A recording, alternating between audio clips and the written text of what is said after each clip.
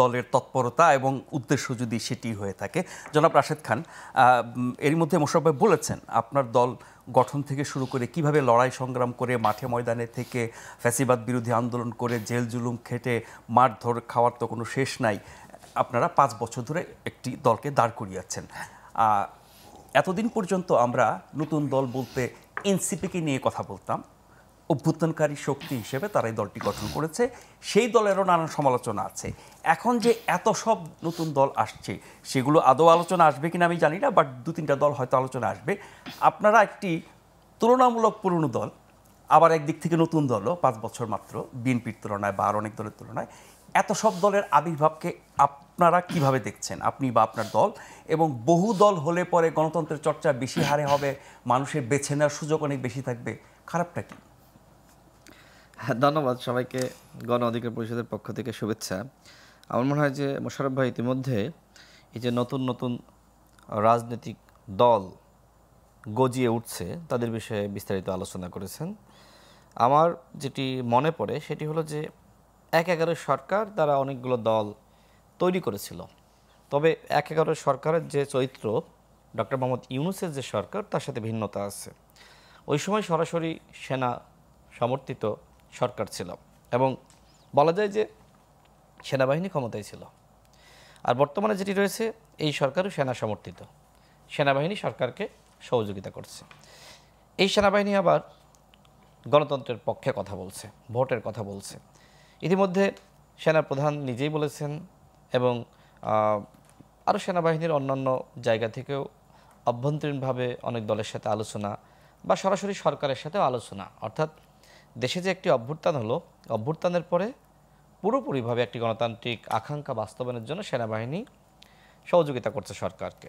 এবং সেনাপ্রধান নিজেই বলেছেন যে এইবার আর আমরা ওই ধরনের ভুল করতে চাই না, অন্যান্য বারের মতন আমরা আসলে ক্ষমতা গ্রহণ করব জনগণের বিরুদ্ধে গিয়ে, আমরা সেই কাজটি করতে চাই না। অর্থাৎ 1/11 যে সমর্থন, ওই সমর্থন আর এই সমর্থন এক নয়। ওই সময়কার সমর্থন ছিল সরকারকে ব্যবহার করে সেনাবাহিনী ক্ষমতায় থাকা, এইবার আসলে সরকারকে স্থিতিশীল করার জন্য সেনাবাহিনী সহযোগিতা করছে এবং অভ্যুত্থানেও তারা সহযোগিতা করে। এক্স্যাক্টলি। দেখেন, অনেকে সেনাবাহিনীকে জনগণের মুখোমুখি দাঁড় করানোর চেষ্টা করেছে, যে বিতর্কিত করারও চেষ্টা করেছে। সেই সময় কিন্তু আমরা প্রটেস্ট করেছি, কারণ সেনাবাহিনী আসলে কখন ক্ষমতা নেয়? যখন রাষ্ট্রের বিশাল সম্পদ থাকে, রাষ্ট্র ভালো চলে। এইবার যদি সেনাবাহিনী ক্ষমতা নিয়েও থাকে, রাষ্ট্র কি তারা চালাতে পারবে? কারণ আমরা জানি যখন এ ধরনের সেনা শাসন জারি থাকে, বিদেশি অনুদান বন্ধ হয়ে যায়, কূটনীতিক সম্পর্ক অনেক দেশ রাখতে চায় না, অনেক সমস্যা সংকট তৈরি হয়। ঠিক সেনাবাহিনী ক্ষমতা নিলেও ক্ষমতা চালাতে পারবে না। এখনকার যারা সেনাবাহিনীর গুরুত্বপূর্ণ ব্যক্তিবর্গ, দায়িত্বশীল, তারা এই জিনিসটা ভালোভাবে বোঝে। তার মানে সেনাবাহিনীকে জনগণের মুখোমুখি দাঁড় করিয়ে আমরা ওই কথা বলতে পারি না যে গোয়েন্দা সংস্থা বা সেনাবাহিনী ওই ধরনের দল তৈরি করার চেষ্টা করছে। হাসিনার আমলের যে ডিজিএফআই, তারা কিন্তু এই কাজটি করেছে, এটি সত্য।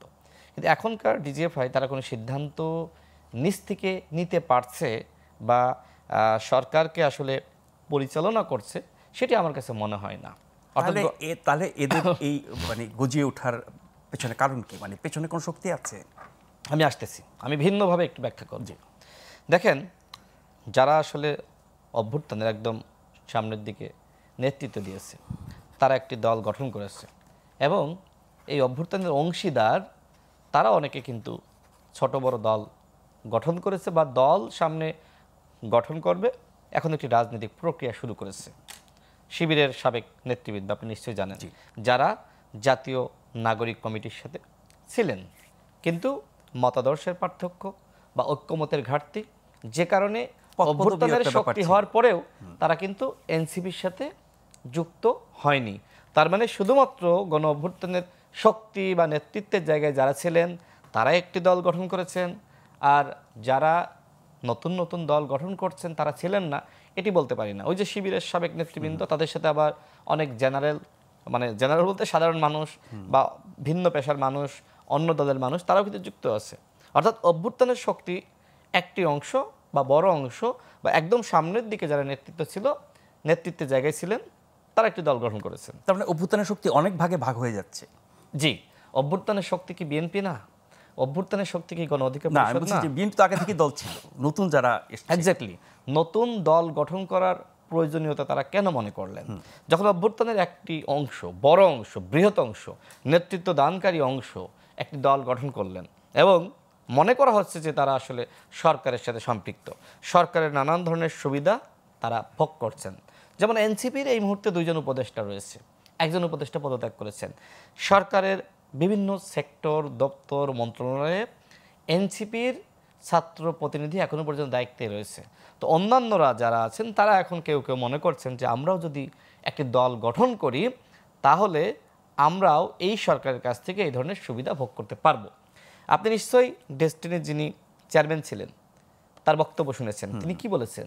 যে আমি একমাত্র ব্যক্তি কারাগারে ছিলাম, আমার শুধু কোনো দল নাই, এই কারণে আমি জামিন পাইনি।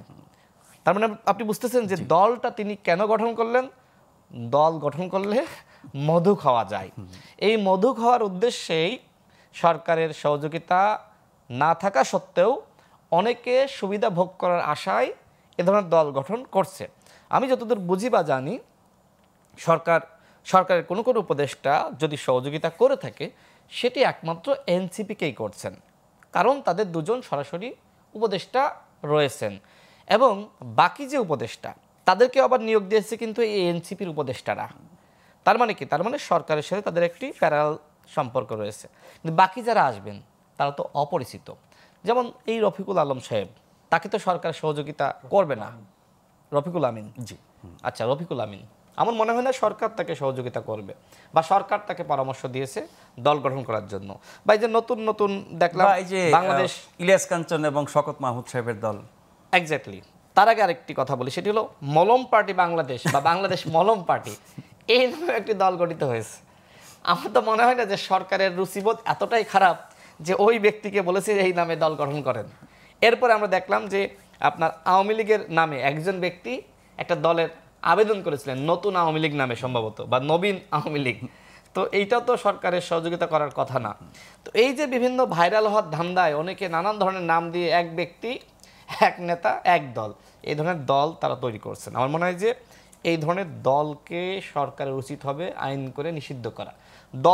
দল গঠনের একটি সুনির্দিষ্ট নিয়ম থাকতে হবে যে এতজন ব্যক্তি, এতজন কমিটি, এই ক্রাইটেরিয়াগুলো ফিল আপ না হলে কেউ দলের ঘোষণা দিতে পারবে না। তাহলে এই যে রাজনৈতিক দলগুলো একের পর এক ব্যক্তি, এক দল, কমিটি নাই, কিচ্ছু নাই, অফিস নাই, কিচ্ছু নাই, তিনি দল গঠন করে বসে থাকছেন। আমার মনে হয় এই ধরনের কেউ যদি করে থাকে, যার সক্ষমতা নাই কিন্তু তিনি দলের ঘোষণা দিচ্ছেন, তাকে আইনের আওতায় আনা দরকার। এখন আমরা জানি নিবন্ধনের জন্য শর্ত আছে এবং সেই শর্ত পূরণ করলে নিবন্ধন দেওয়া হবে এবং সেই শর্ত শিথিল করার প্রস্তাবও এরই মধ্যে সংস্কার কমিশন দিয়েছে, তাতে করে হয়তো অনেকে পাবে। কিন্তু দল করা, নিবন্ধন দরকার নাই, দল করার জন্য তো মানে কোনো কিছু মানতে হচ্ছে না, চাইলেই যে কেউ 2 জনকে নিয়ে দাঁড়িয়ে একটা ঘোষণা দিয়ে দল করে ফেলতে পারছে এবং সে রাজনৈতিক শক্তি হিসেবে নিজেকে দেখাতে পারছে। রাজনৈতিক শক্তি হওয়ার মানে রাজনৈতিক শক্তির অপব্যবহারের বহু সুযোগ আছে বাংলাদেশে, সেই কারণে তো অনেকে দল করতে পারে। তো এখানে সরকারের নিয়ন্ত্রণ যেটা আপনি বলছিলেন, এটা সরকার কিভাবে করতে পারে? আমি কিন্তু এই কথাটাই বললাম, যেমনিভাবে নিবন্ধন পাওয়ার একটি শর্তাবলী রয়েছে, ঠিক একইভাবে দল ঘোষণা করার বা দলের আত্মপ্রকাশের কিছু নিয়ম বিধি থাকতে হবে। আপনার ইচ্ছা হলোই আপনি ওই যে রফিকুল সাহেবের মতন একটি দলের ঘোষণা দিবেন, এটি তো হতে পারে না। আর আপনি যেটি বললেন যে ইলিয়াস কাঞ্চন এবং শওকত মাহমুদ, দেখেন ফরহাদ মজহার সাহেব এবং এই শওকত মাহমুদ সাহেব, তারা 2 জন মিলে ইনসাফ কায়েম কমিটি নামক একটি মানবাধিকার সংগঠন তাদের দাবি অনুযায়ী গঠন করেছিলেন। কিন্তু আমরা দেখেছি বাংলাদেশের যে সচরাচর মানবাধিকার সংগঠনগুলো যে টাইপের কাজ করেন, তারা সেই টাইপের কাজ না করে বরং তারা রাজনৈতিক কাজগুলো এবং তারা আসলে এক ধরনের মানে বিরোধী শক্তি হওয়ার একটি মানে ঘোষণা দিয়েছিলেন এবং সেই ধরনের কর্মযজ্ঞে তারা লিপ্ত হয়েছিলেন। কিছু কিছু সমাবেশ করার চেষ্টা করেছিলেন, যদিও পারেননি, তারা আসলে অডিটোরিয়ামের মধ্যে সীমাবদ্ধ ছিলেন। তাদের বিরুদ্ধে অভিযোগ ছিল যে ডিজিএফআই মূলত সরকার বিরোধী শক্তিকে বিভ্রান্ত করার জন্য এই ধরনের দল গঠন করিয়েছে। এবং আমার কাছে যতদূর আসলে তথ্যপাত্র আছে, সেই জায়গা থেকে আমি বলবো আসলে সেটার অনেক সত্যতা বিভিন্ন জায়গা থেকে পাওয়া যায়, আপনিও নিশ্চয়ই জানেন। তো দেখেন, ফরহাদ মাজার সাহেব কিন্তু অভ্যুত্থানের পরে তিনি রাজনীতিতে বলেন, আলোচনায় বলেন, টকশোতে বলেন, মিডিয়াতে বলেন, জনগণের কাছে বলেন, প্রাসঙ্গিক হয়েছে। এখন শওকত মাহমুদ তিনি দোষ করলেন কোথায়?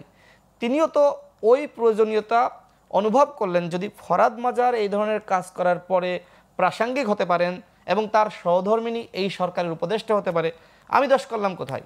আমি তো ফরহাদ মাজারের থেকেও আলোচিত ব্যক্তিত্ব ছিলাম, বিএনপির মতন বড় একটি দলের ভাইস চেয়ারম্যান ছিলাম, তিনিও একটি দল গঠন করলেন। তবে আমার কাছে যেটি মনে হয়েছে, ইলিয়াস কাঞ্চন সাহেব বাংলাদেশে একটি নাম, একটি ব্র্যান্ড।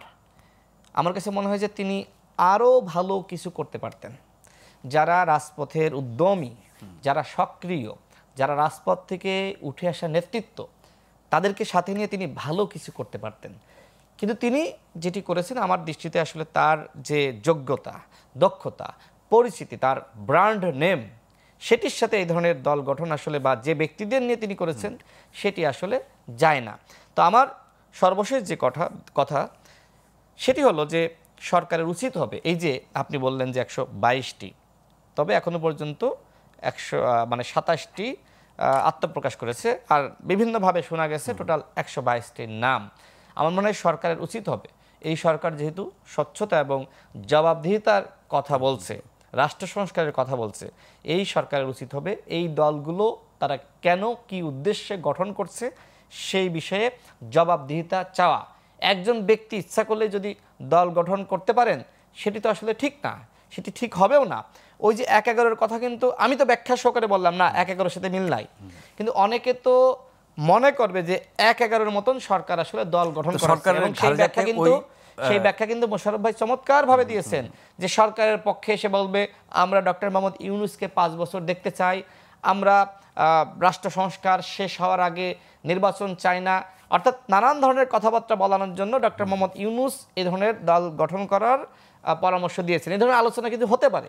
এই জন্য সরকারের কাছে আমার আহ্বান থাকবে যে আপনারা স্বচ্ছতা এবং জবাবদিহিতা নিশ্চিত করুন, তাদেরকে ডাকেন, গোয়েন্দা সংস্থার মাধ্যমে তদন্ত করেন যে কি উদ্দেশ্যে তারা এই ধরনের বিভ্রান্তিকর এবং অরুচিকর নাম দিয়ে দল গঠন করছেন। তো কিছু নিয়ম আছে, পলিটিক্যাল পার্টি রেজিস্ট্রেশন অ্যাক্ট এরকম নামে মোশাররফ ভাই বোধহয় একটা আইন আছে, সেই আইন মেনে দলগুলোর ঘোষণা দেওয়া এখন যে বর্তমান যাদের আত্মপ্রকাশ আমরা দেখলাম, আমার মনে হয় না যে আসলে কেউ নিয়ম মেনে, এই যে আমরা দেখলাম ডেস্টিনির চেয়ারম্যান তিনি কি বললেন যে আমি জামিন পাচ্ছিলাম না, আমি মুক্তি পাচ্ছিলাম না, এই কারণে ওই ব্যক্তি দল গঠন করলেন। তো তার দল জনগণের জন্য কোনো কাজ করবে না, তার একমাত্র কাজ হবে নিজেকে সেভ করা, নিজের আশপাশে কিছু মানুষ জড়ো করা, যাতে করে পরবর্তীতে তিনি গ্রেপ্তার হলে তার জন্য, তার মুক্তির জন্য আন্দোলন করতে পারে। দ্বিতীয়ত হলো, ইলিয়াস কাঞ্চন সাহেব কিছু বেশ মানুষজনকে নিয়ে দল গঠন করেছেন, তার উদ্দেশ্য এখনো পর্যন্ত আমি জানি না। তবে ব্যক্তি হিসেবে তিনি নিরাপদ সড়ক আন্দোলন নামক যে আন্দোলন করতেন, সেই আন্দোলনের প্রতি জনগণের অনেকের সমর্থন রয়েছে। কিন্তু তিনি দিন শেষে কেন আসলে এই ধরনের যে ধরনের দল গঠন করলে তার ইমেজের সাথে আসলে যেত, সে ধরনের দলের সাথে তিনি কেন সম্পৃক্ত হলেন না, কেন গঠন করলেন না, আমি জানি না। তবে এনসিপি তার অভ্যুত্থানের শক্তি, তাদেরকে আমরা শুভকামনা জানাই। কিন্তু কথা হলো, অভ্যুত্থানের শক্তি একদিকে আপনি বলবেন যে সরকারের সাথে আমি নাই, অন্যদিকে আপনার দুজন উপদেষ্টা সরকারে থাকবে, সেটি কোনোভাবেই কাম্য নয়। তাদের পদত্যাগ এবং বিভিন্ন মন্ত্রণালয়ের ছাত্র প্রতিনিধিদের অপসারণ দাবি করেছিলেন, সেই দাবি কিন্তু এখনো মানা হয় নাই।